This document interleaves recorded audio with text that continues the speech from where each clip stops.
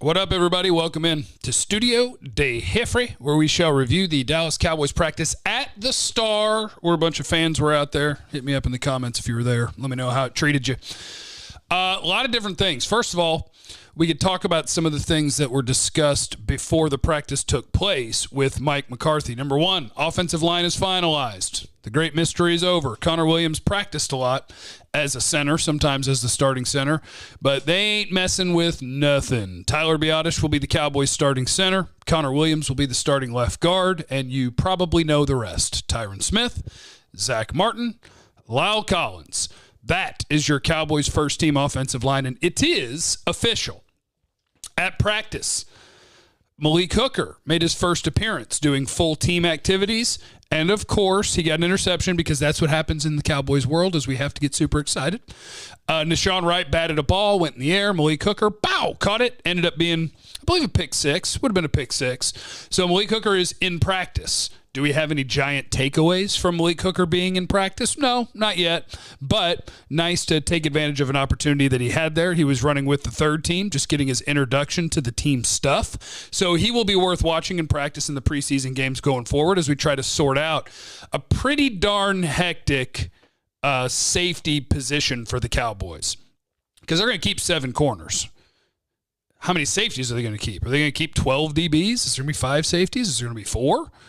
And then who are they? DeMonte KZ, Donovan Wilson for sure. Malik Hooker, you would think. Then what? You have Darian Thompson, Israel Mukwamu, Jaron Curse. So you got a bunch of names competing for, I would think, 4-ish spots. And so we'll see how that bad boy plays out. Now, other things that I thought were worthwhile in this practice. Number one, I love listening to Nate Newton. Nate Newton, when he was covering the practice at one point, he said about Nsekhe, the swing tackle, he said every time he gets on the field, he falls down. He said he's a weebler and a wobbler. So we're still watching the offensive line to see what does the depth look like. Because right now, if you're going to let me be the dude running the Cowboys, I can tell you who my backup offensive tackle is, and his name's Zach Martin. That's how I would do it. Because your best chance if you lose a tackle is to slide Zach Martin out and to put Connor McGovern in the game. Your best chance is not putting Ty Nsekhe in or Terrence Steele or whoever you like. That's not your best chance. Your best chance would be to play Zach Martin right there at offensive tackle. Jeremy Sprinkle had a nice play early in there. Blake Jarwin had a couple of touchdown passes and full teamwork, so it was nice to see Jarwin getting that going on with Dalton Schultz banged up right now. Blake Jarwin's starting to assert himself again. Rico Dowdle, dude makes plays in every practice. He had another big catch out of the backfield. Rico Dowdle looks like a real-life NFL running back. I've probably said that exact line before because I don't want to put big expectations on your third running back. But if you were short a running back, Rico Dowdle can play NFL running back, and I think he would be absolutely just fine. Rico Dowdle appears to be a pretty darn good player. Now, let's go into some other things. You can check my Twitter at JC1053. I sent out some of the notes that I saw. One, Micah Parsons. He's still a beast. Saw one pass breakup that he had. The dude's he's everywhere, and he's everywhere in every practice. I was looking at an all-NFC East team, maybe I'll mention it at the end of this video, that CBS Sports put out, and I might have to correct it a little bit, but it's my guy Jared Dubin. He's a good dude, good writer, CBS Sports. And at linebacker, they did not have any of the Cowboys as an all-NFC East linebacker. I think that'll be wrong. I think Micah Parsons might be the best linebacker in the division by the end of this year. Michael Gallup showed up again. He always does. Deep ball on Jaron Curse. Michael Gallup he's going to make one of those plays per practice where he ends up behind everybody and makes a big play. Amari Cooper is one that I want to talk about. So watching the practice, when I'm watching Amari just walking around behind the huddle, just moving around, I'm like, man, kind of looks like me. Like a lot of things on that guy just look like it hurts. Then he goes in the game, and I believe they put him in the slot or the practice, and he runs a slant, gets 10 yards of separation, makes a big catch, jogs off like nothing happened. So, I mean, he might have a beat-up body with his feet and his ankles and whatever, but when it's time to go, Amari Cooper is a monster. So I guess technically I'm not worried about Amari Cooper. I just realized that it's going to look like his body hurts and his body might hurt But when it's time to play football, Amari Cooper's going to make plays. He's going to get open, and he's going to make plays. He makes it look so easy. Trevon Diggs forced a fumble after a CeeDee Lamb catch. Trevon Diggs batted down a slant to CeeDee Lamb on the goal line. So Trevon Diggs, that's what I want. I want some big wins against a monster like CeeDee Lamb. Those are good for my confidence going into the season. Now, the other cornerback. So CeeDee Lamb runs a slant. Trevon Diggs is there, bats it down. So the Cowboys are like, well, it's a 2-minute drill. We do have to score. So, CeeDee, how about if you just go to the other side and run a fade on Anthony Brown? We'll catch that touchdown, and it'll be good. So they did that. The competition at corner is interesting. I don't know that they will let Kennedy start. He's still running with the twos in the slot, but Maurice Kennedy's had a great camp, had another pass breakup in this one. So Jordan Lewis may be your slot guy. Anthony Brown is the guy who's going to have to fight to try to hang on to a job. And Kelvin Joseph and Nashawn Wright, both in this practice, did what rookie corners do, which is Kelvin Joseph had 2 bat downs and a pick. I think Nashawn Wright had at least 1 bat down. He might have had 2. He tipped one that Malik Hooker intercepted. So they're both getting their hands on the football, and they're both giving up plays. Nashawn ended up giving up Kelvin ended up giving up, let me make sure I get it right. Fihoko, Simi, caught a touchdown on Kelvin Joseph for the twos to end the 2-minute drill. Before that, Simi caught a comeback on Nashawn Wright.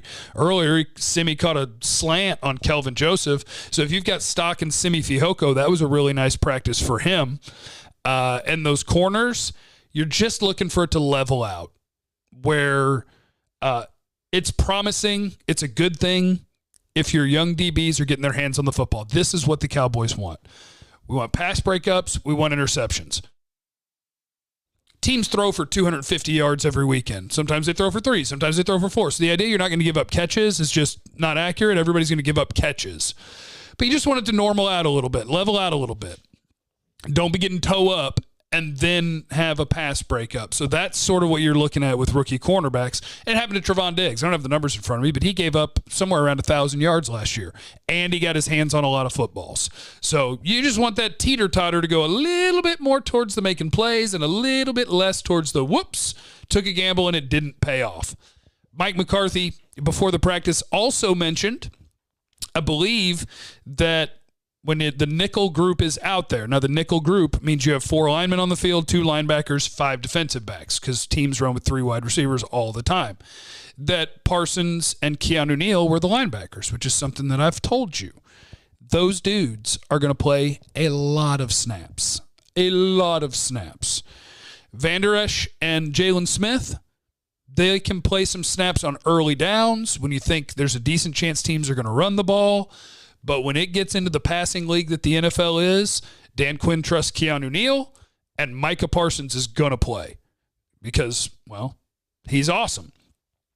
I don't think I have any other major notes I needed to get to. We know the offensive line. Simi had a nice practice. Joseph and Wright both had nice practices and gave up some plays. Diggs forced fumble. Parsons pass breakup. Malik Hooker is out there. So I think that about covers it for me. Let's go through this NFC East, all NFC East team. Okay, let's do that. The all NFC East team, it's trying to find the best players at every position in the NFC East. And you tell me, does this make you feel like the Cowboys are going to win this division? The quarterback of the all NFC East team is Dak Prescott. The running back is Ezekiel Elliott. The wide receivers are Amari Cooper and CeeDee Lamb and Terry McLaurin. Tight end is Logan Thomas. Flex, we're playing fantasy football now, is Antonio Gibson, the running back from Washington. So that is 4 Cowboys, 3 Washington players, and nobody else so far. Offensive line, Tyron Smith, Lane Johnson, Zach Martin, Brandon Scherf, Chase Roulier. That is 2 Cowboys, 2 Washingtons, and a Philly. So if that's 2 Cowboys, that puts us at 6 Cowboys and 5 Washingtons. Let's see if I can do this math all the way through. DeMarcus Lawrence and Chase Young are the edges. That's 7-6 Cowboys. Jonathan Allen, 7-7. Leonard Williams, Blake Martinez at linebacker, Cole Holcomb at linebacker. That's 8 for Washington, Cole Holcomb, but I believe that'll be Parsons, not Cole Holcomb. Trevon Diggs, Kendall Fuller, James Bradbury are your corners. Washington still 1 up on the Cowboys. Safeties, Xavier McKinney of the Giants and Cameron Curl of Washington. Washington 2 up on the Cowboys. And then special teams, which no one cares. So that lines up about with how I feel about the Cowboys versus Washington in the NFC East. How does Jeff feel about that? Well, Washington has the better team. Dallas has the better quarterback. That's why Dallas is going to win the division, because the quarterback is really, really important. They'll have the better defense. You'll have the better quarterback. You'll win the division by winning 10 or 11 games. They'll win 8 or 9, and we'll all move on with our days. Leave in the comments, what's your favorite color shirt? I'm trying to figure out what my color is. What's your favorite color shirt? And do you like flip-flops? Leave that in the comments, youtube.com/Jeff Kavanaugh. I'll see you on the radio today, 2 to 7, 105.3 The Fan. You'll, of course, view this on 105.3thefan.com. Remember, you have no idea what anybody's going through. Oh, what do you want to talk about tomorrow? Leave that in the comments. You have no idea what anybody's going through, so be cool to everybody. I love you. Bye.